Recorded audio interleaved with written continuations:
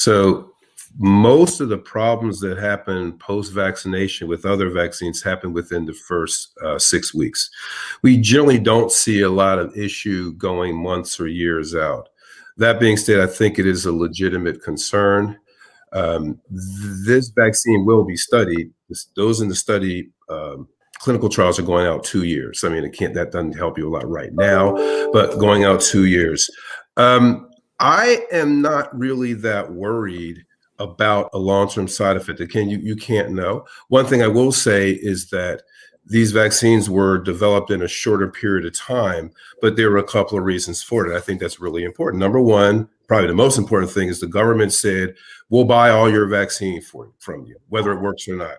So they could manufacture a vaccine, whether it was efficacious and safe or not. So that cut off years, because once vaccines get developed, it takes a couple of years before you can make enough, market it, and get it out. And then they did phase 1, phase 2, and phase 3, kind of layering one on the other as opposed to doing them sequentially. And I want to add one other thing to that. I'm glad they did that, because let's say it did take 3 to 5 years to get this vaccine out. So we'd have 1.5 million, 2 million, 3 million people that are dead. So in summary, generally speaking, vaccines, we don't see long-term effects.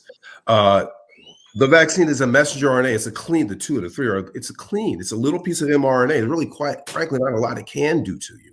And that was because I had that same concern. But when I started looking at the science and looking at the molecules and looking how it was structured, and then looking at other vaccines for the J&J, because that adenovirus platform from which it is made has been used, I think, maybe 10 different vaccines. So looking at them and being objective and understanding that I got vaccinated myself and I'm as concerned as anyone else, for those reasons, I feel very comfortable about having any concern regarding long-term side effects from the vaccines on the market presently.